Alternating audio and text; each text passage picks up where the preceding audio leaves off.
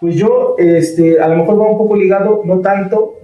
Les voy a hablar de este librito, no exactamente este es uno que te venden ahí en muchas librerías y sí tiene que ver, pero no tiene tanto que ver con el Necronomicon.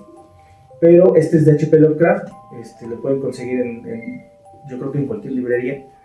Y tiene muchas referencias a lo que es el Necronomicon, pero tiene por ahí varios cambios y varias cosillas, ¿no? En primera, pues yo creo que mucha gente cree que el Necronomicon es creación, otra vez así como dijiste, de Cthulhu y otros primigenios, de Dagón y eso, creación de H.P. Lovecraft. Pero pues a lo mejor con la investigación que me aventé, pues a lo mejor nos podemos ir enfocando a que no es tanto una creación de H.P. Lovecraft, sino que ya es un libro que sí tiene miles de años atrás. Okay. Y el primer resultado de este Necronomicon, que no se llamaba el Necronomicon porque tiene un significado distinto, el Necronomicon significa las leyes con las que se rigen los muertos, más o menos por ahí va el significado. Pero realmente su nombre originario era el Kitaf al-Asif. Kitaf al-Asif. Ese era su primer nombre. Ya no repitas tres veces, chico. Igual invocas algo. Jumanji, ¿no? Creo que se entendió el título. ¿Cuántas llevo? Ya está ahí, ok. Bueno, este libro es originario o supuestamente fue creado por un personaje que menciona H.P. Lovecraft, que también dicen que este personaje es creación de H.P. Lovecraft, pero bueno, vamos a ir viendo en el tiempo como pues muchos otros personajes que ustedes pueden googlear, pueden buscar y existen, y estos libros también que poco a poquito se fueron traduciendo también existen, son o provienen, en esos mismos textos dicen, provienen de su autor, Abdul al-Hazred, y de su creación del libro, que es pues, el que dije hace rato 2 veces. Ya pasó como un poquito. Ya le corté.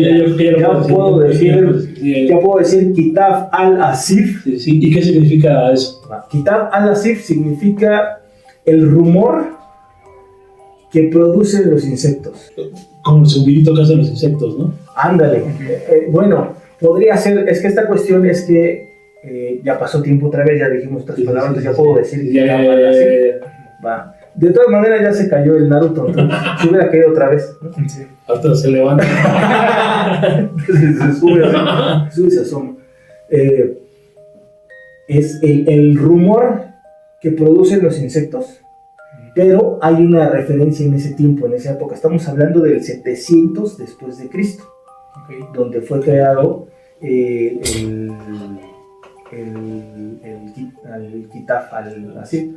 Fue creado exactamente, supuestamente en 730 después de Cristo, este libro, pero en ese momento, en ese tiempo, se dice, fíjense, porque no la traducción no es como ruido que producen los insectos, sino rumor, como murmullo, como algo así, y se referían a los insectos, los jinns. No sé si sepan qué son los jinns. O sea, un pantaloncito así. O un jeans. Me gusta más las jeans. No, con D antes. Okay. Jean y como unos seres que se les llamaba genios, ¿no? También. Eran unos genios de apariencia un poco reptiloide. De apariencia, con reptiloide. Y siguen genios, hechiceros y cosas así, que también se decía que no provenían de este planeta, los jeans. Y que antes, pues, en esas zonas de Medio Oriente y de Mesopotamia, así, se hablaba mucho también de la India, de los jinns.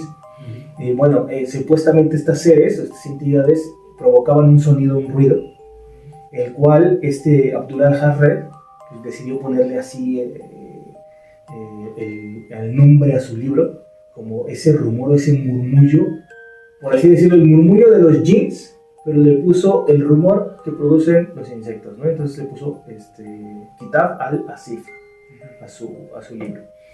Este libro, bueno, fue un hitazo por este cuate, por Abdul al-Hazred. Bueno, lo tenía Abdul, que se cree que Abdul al-Hazred era un pastor, el cual nació pues, en una familia donde el papá pertenecía como a una secta, un grupo ocultista, y pues, Abdul no le latía mucho eso.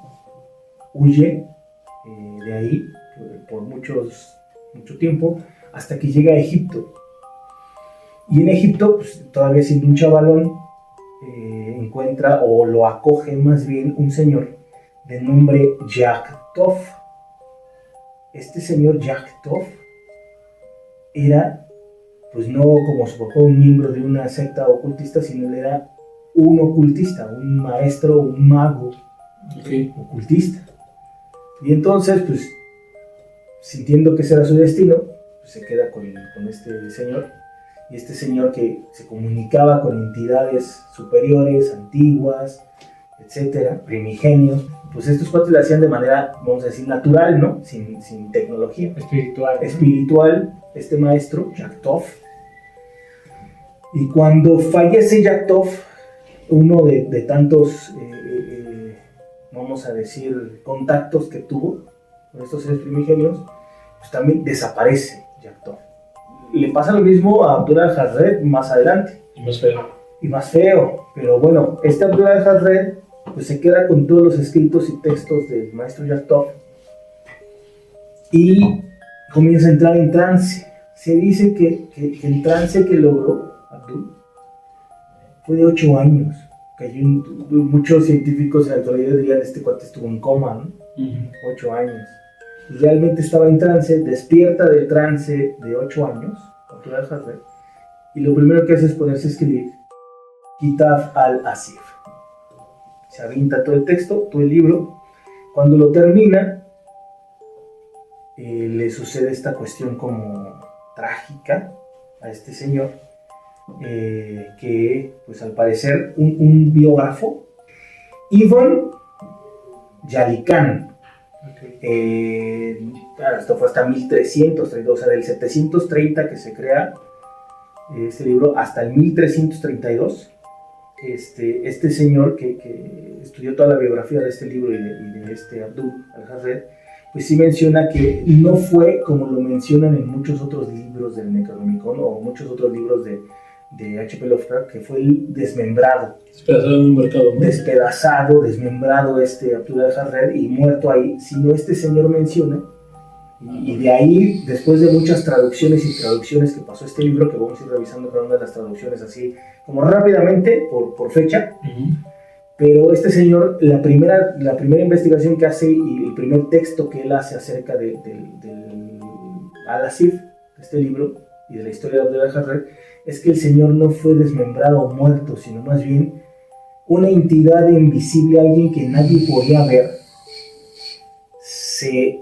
devoró o se llevó a esa zona invisible a Abdul al-Hazred, porque este Abdul al-Hazred fue desapareciendo poco a poco en su cuerpo. Iba desapareciendo, lo primero que desapareció fue su cabeza, y fue desapareciendo así el tronco, los brazos, las caderas, los pies, hasta que por eso dicen que como que si algo invisible lo hacía como este vaso, empezara a devorar. A engulirlo.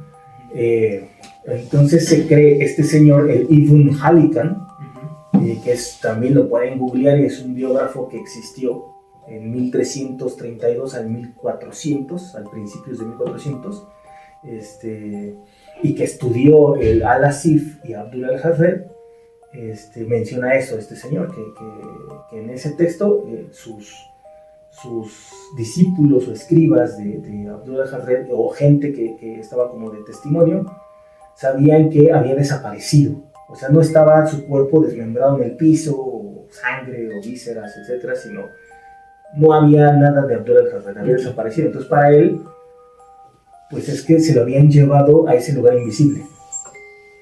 Algo como similar en la Biblia, que se llevaron a Ezequiel o se llevaron a Elías, ¿no? Y no está el cuerpo aquí de ninguno de ellos. Podríamos también decir a Enoch. A Enoch, podríamos decir Enoch. Algo así le habrá pasado a Abdul al-Hazred según Ibn Jalican, que habría sido devorado o absorbido por este ser invisible que se lo había llevado. Lo mismo, al parecer, le sucedió a su maestro, de Abdul, a este Yaktov. Habría sido devorado o tragado por una de esas entidades con las cuales él se comunicaba o se conectaba. porque tampoco hay registros o indicios del cuerpo o el cadáver de este ser. De ahí también mucho de que se crea que es una persona o un personaje ficticio, porque no hay cadáver, no hay restos, restos de esta persona, ¿no? No hay tumbas, ¿no? Y como antes, pues tampoco se llevaba un orden, un seguimiento de los nacimientos. Los decesos, ¿no? Y los decesos, pues por ahí dicen, no, pues no hay cadáver, no hay nada, no hay tumba, pues es un ser ficticio. Okay. Igual como dijiste, como Enoch, como Elías, como etcétera. Bueno, vamos a hacer un repaso por todo lo que ha pasado en Al-Asif, hasta en ese momento todavía llamado Kitab Al-Asif, y vamos a ir viendo fechas cómo fue transformándose hasta llegar al Necronomicon de H.P. Lovecraft, ¿no? Okay. ¿Va? Entonces, bueno, en el 760, o sea, 30 años, 22 años, porque fue en el 738 cuando se lo creó, supuestamente, ¿no? De donde lo creó en el 738 Abdul, este libro. En el 760 lo traduce en un otro idioma, este libro, en esta lengua que se llama Dúrica, que era un dialecto de Oriente Medio, muy antiguo. Hasta la fecha yo creo que ya no ha de estar ese dialecto, o ha de ser muy, muy escaso, ¿no? Luego, en el 850, otro filósofo que ustedes pueden googlear, pueden textear, en el 850 el filósofo árabe Al-Kindi escribe un tratado, o vamos a llamar un primer grimorio, basado, y ahí mismo dice en el libro, este grimorio, basado o inspirado en el Al-Asif. Este libro se llama, pues obviamente en árabe, en idioma árabe, se llama Tratado de los Conocimientos del Alma. Así se llama el libro. Bueno, ya hay que traducirlo al árabe y buscarlo, ¿no? Por este señor Al-Kindi. Luego, en el 950, o sea, 200 años después, Theodorus Philetas traduce del árabe al griego el libro del Al-Asif, y él es el que le pone como nombre Necronomicon, compadre.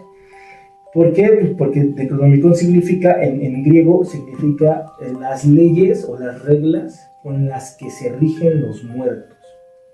Vamos más o menos viendo de qué se trata este libro, ¿no? Porque pues, Al-Kindi hace su tratado del conocimiento del alma. Y este cuate del tratado, las reglas o las leyes con las que se rigen los muertos. Entonces estamos hablando de como de otra dimensión o otra realidad, ¿no? Cual, por ahí. Luego, en 1050, como este libro empezó a tener auge, ya estaba traducido al árabe antiguo, estaba traducido al árabe, traducido al griego, y Grecia en ese momento estaba expandiéndose y creciendo y conquistando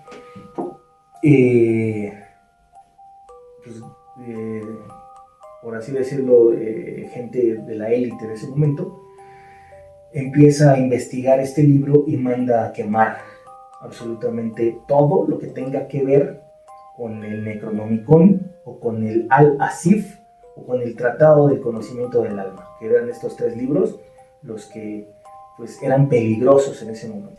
Luego, en 1099, el conde de Champagne crea la Orden de Caballeros Templarios, pero uno de los tantos motivos por las que se creó, para proteger la única copia que había del Al-Asif y el Necronomicon. Ya tenían las dos, tenían el árabe y lo tenían en árabe, o sea, tenían el original y el griego. Y el grecio, iba a decir. Y el griego. Y este señor, conde de Champagne, en 1099 crea los templarios, una de las tantas cosas por las que se crean los templarios, que ese también es otro temototota, ¿no? De los caballeros templarios y estas órdenes. Uno de los aspectos de los caballeros templarios era proteger estos 2 tomos, estos 2 libros, el Al-Asif y el Necronomicon. Bueno, luego en 1200, pues como están estos libros y luego empiezan a verse copias y copias, hablando de copias, a lo mejor la gente ahorita entiende que son fotocopias, ¿no? o capturas impresas, ¿no? Estamos hablando de pasarlo al manuscrito, así agarrar el libro y que no era un libro impreso, sino era un cuaderno que escribías, hojas en las que escribías a mano y hacías dibujos a mano, y otro lo copiaba en otro cuaderno, ¿no? A mano. Entonces empezaron a hacer copias a mano, el manuscrito de estos dos libros, y en 1200 llega a Francia esto, y se traduce al francés esto, y esto se traduce por monjes amanuenses, estos dos libros, pero como preferencia se empieza a traducir y empieza a tener más auge el denominado Necronomicon.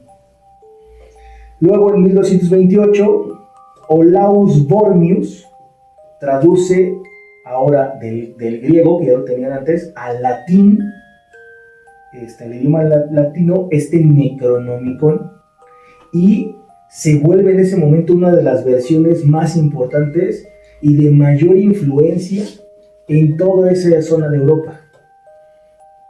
En 1232, 5 años después, el Papa Gregorio, pues ya que está esto bien expandido, el Necronomicon, en francés, en griego, en latín, en árabe, etc. El Papa Gregorio IX, en 1232, decide crear digamos como, o castigar los libros que ellos consideran como herejes. Perseguirlos. Perseguirlos y eliminarlos, o prohibirlos por lo menos, ¿no? Y entonces a este movimiento se le conoce como el Index Expurgatorius, que son todos los textos de Index que son negativos, pues, que son herejes para la iglesia. Sí, que quedan como por falsos, pero se terminan quedando ellos, ¿no? Se terminan quedando estos como... O sea, no los destruyen, sino nada más los guardan como en una bodega. Esa bodega era denominada la Index Expurgatorii, donde estaban todos los libros que no debían ser leídos, todos los libros que eran prohibidos. Como cuando quitaron tu disco de Marilyn Manson. Como cuando... no sé, esa es una anécdota que... Un día hay que hacer un programa de anécdotas. Es una anécdota que unos testigos de Jehová vinieron acá a tocar la puerta y vinieron a decirme, pues ya sabes lo que te dicen, ¿no? Las cosas. Vieron mi libro de Marilyn Manson y presta que se lo lleva. Y este cuate es hijo del diablo, ¿no? Y así. Pero bueno, es otra historia. Si quieren que les cuente la historia, igual por ahí también pónganlo, está efectiva. En 1300 se traduce, o sea, no logran prohibirlo, el Papa Gregorio, o sea, sí lo prohíbe, pero no logran como erradicarlo. Y en 1300 se traduce al castellano, compadre, este libro. Entonces, pues, obviamente, estamos hablando de que mucha gente cree que el Necronomicon fue creado por la imaginación de Lovecraft en 1920, por ahí, ahorita vamos a ver 1928, por ahí.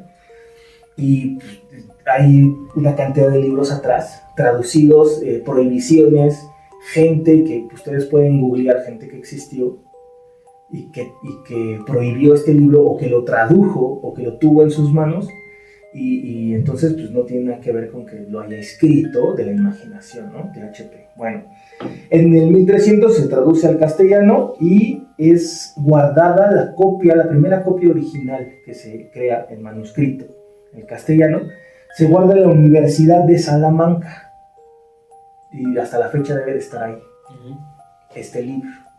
Bueno, en 1400, ya ahora sí, llega a Inglaterra, del idioma, se hace una copia de este libro del Necronomicon. Ahora ya no es el Alasif, sino todo esto ya es Necronomicon. Se traduce al alemán, pero ya se hace la primera impresión, o sea, ya impreso el primer libro del Necronomicon en alemán.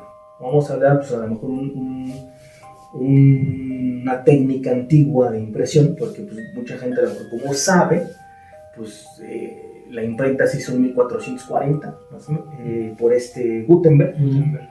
Y cómo es posible que en el 40 años antes ya haya estado impreso, ¿no? Bueno, aquí va una historia que esta no la puedo corroborar o no la pueden checar en algún libro o texto, pero por ahí se dice que esta primera primer impreso de 1400 que llega a Inglaterra y en idioma alemán, o sea, en Alemania se debe haber hecho en 1390, probablemente 95, llega a Inglaterra en 1400, llega a las manos de Gutenberg. Y Gutenberg, al ver el tipo de impresión, la calidad, se le ocurre diseñar algo que él ya tenía en mente, se le ocurre diseñar los tipos móviles de la imprenta, bueno, la imprenta como tal, y generar libros. Además del contenido, le interesó la técnica de... Más que el contenido de lo que decía el libro, a él le interesó cómo se hizo, cómo se realizó, y por ahí tiene la idea de entonces inventar la imprenta, ¿no? que ya todos conocemos, todos estudiamos en la escuela, ¿no? Pero pues por ahí entonces se nos dice que la imprenta fue realizada mucho antes, ¿no? Se creó antes. Bueno, 1519 también es algo no confirmable.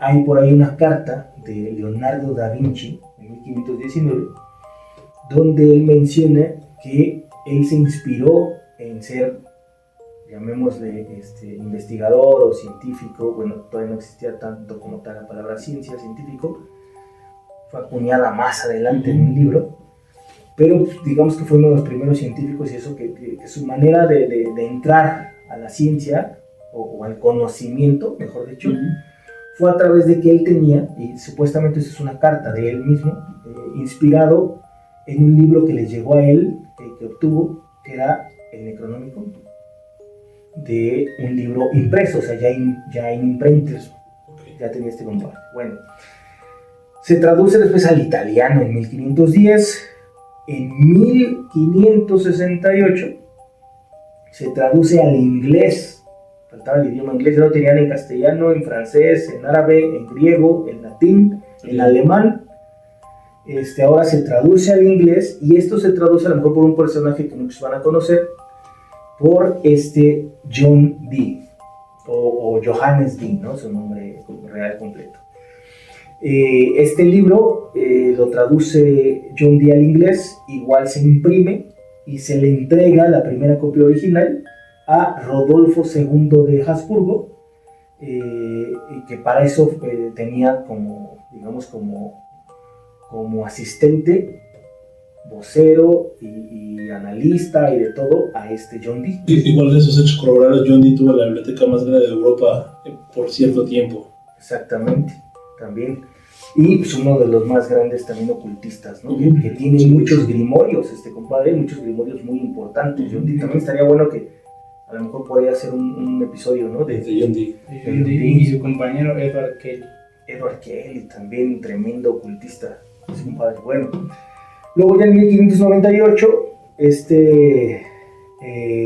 Augusto Federico I de Sussex, también ahí en Inglaterra, le cambia el nombre al Necronomicon. O sea, ya tenemos el Al-Asif, luego quitaba Al-Asif, ¿no? Quitaba Al-Asif, tenemos el Tratado de las Almas, ¿no? El Tratado del Conocimiento de las Almas, luego el Tratado de las Leyes de los Muertos, ¿no? Las Leyes de los Muertos, que es el Necronomicon.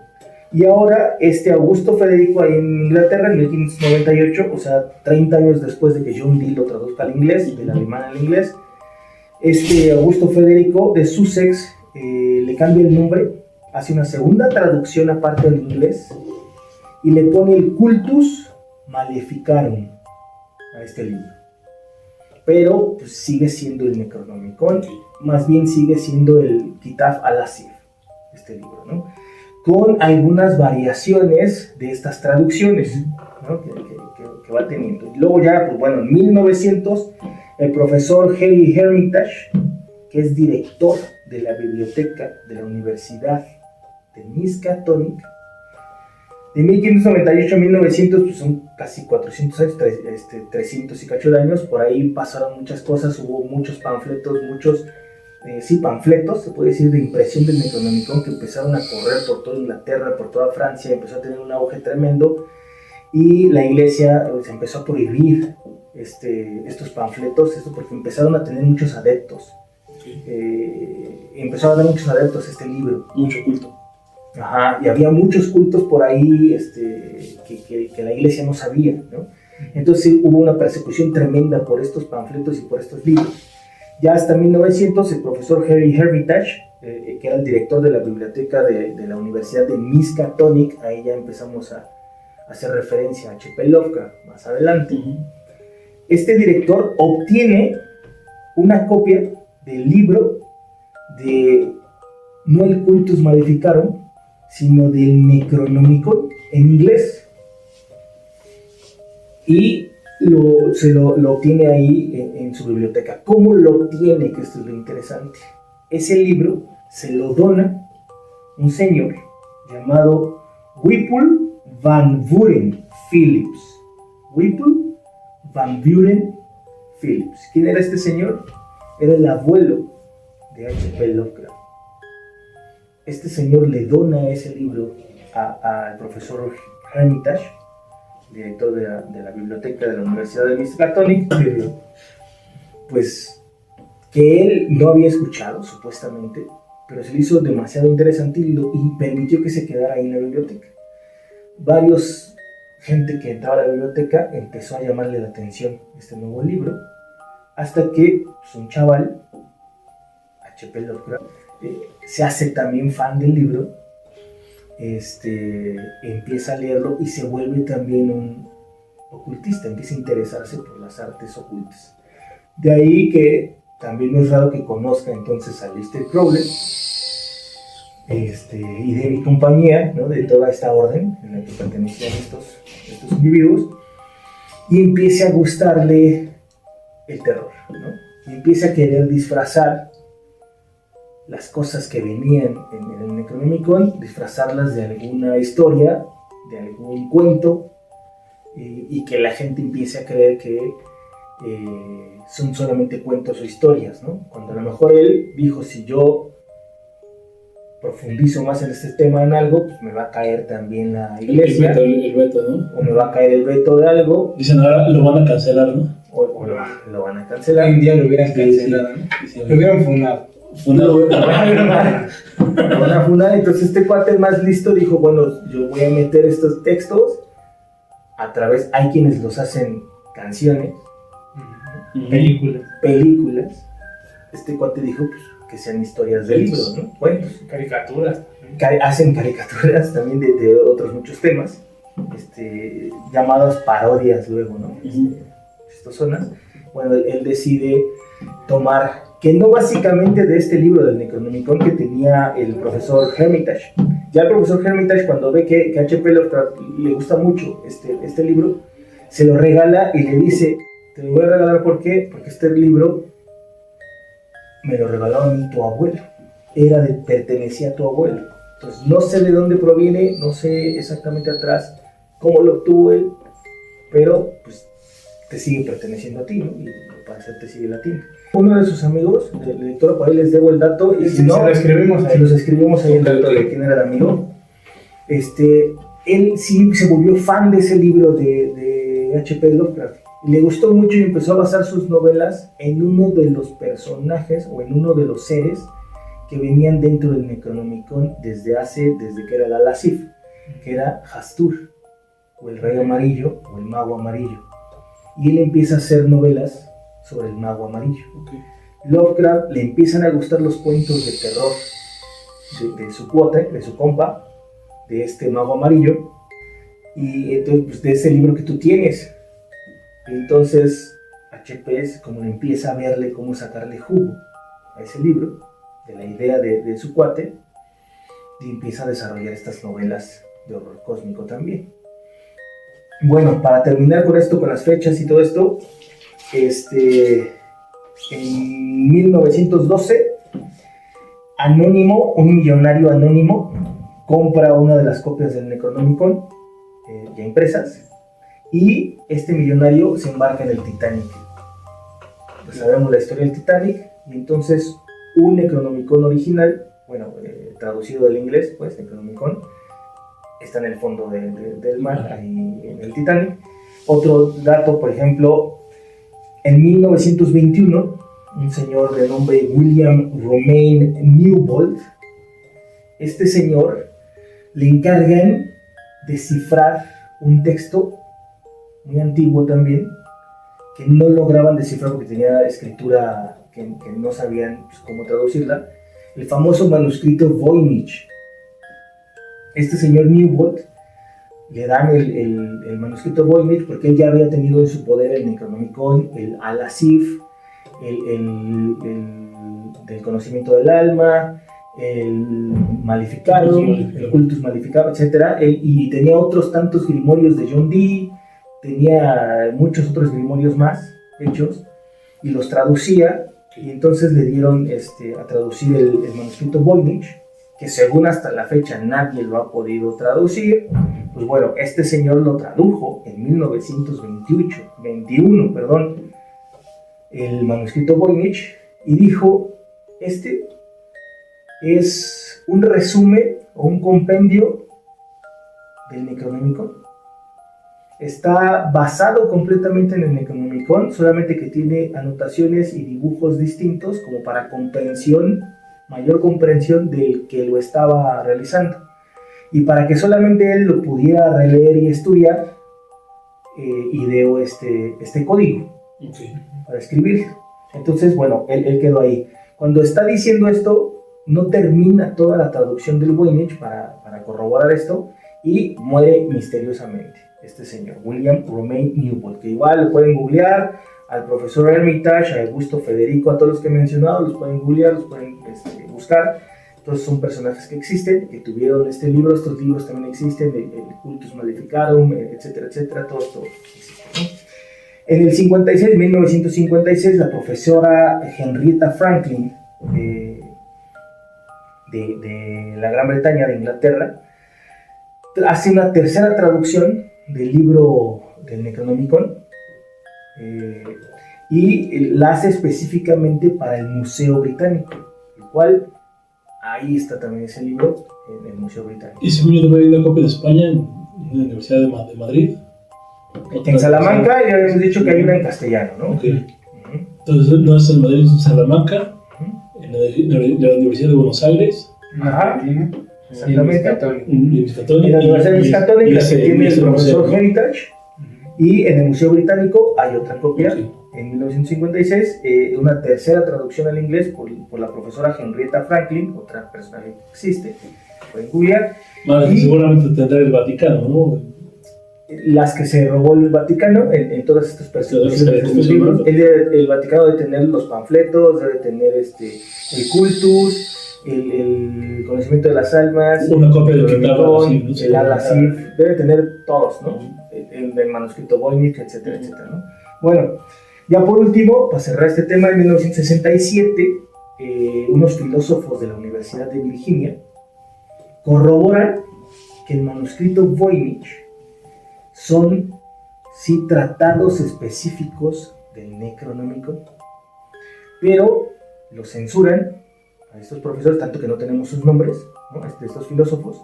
Son censurados, pero su investigación fue, digamos, como tomada y pues ahí divulgada, de que realmente sí, el manuscrito Voynich pues eran tratados muy específicos, profundizados, de ciertos temas o ramificaciones. Eran capítulos extendidos del Necronomicon, no todo, pero eran capítulos extendidos, ¿no? Capítulos extendidos, sí, temas extendidos. Sí, de lo que extendió el creador del mismo manuscrito Voynich, ¿no? Para que él mismo lo entendiera y él mismo lo volviera a estudiar.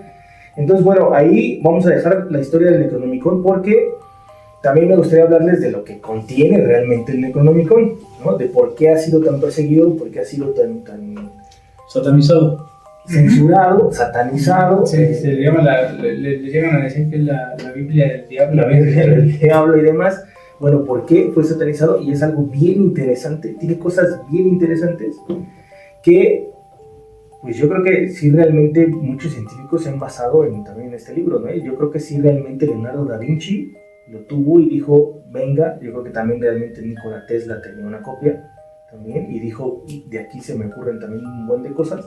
Ya hemos hablado de todos los científicos que estaban alrededor de Tesla, y que pues Tesla obviamente él se decía sin pena alguna que él era un ocultista, ¿no? Y era un ocultista supuestamente porque él tenía también una copia del original Necronómico, no este, ¿no? Este es algo que te venden en Amazon y otros textos más.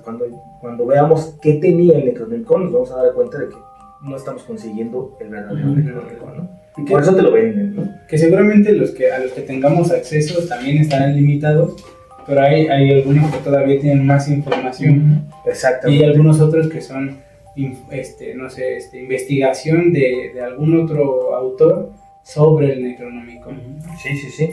Pero vamos a dejar ese para otro episodio, ¿no? Va. Les late a todos, aunque no les late, nos va a dar el tiempo. No les va a dar. No es un programa. No es el programa. No es un programa, ahí está la productora. Ya nos está diciendo que no.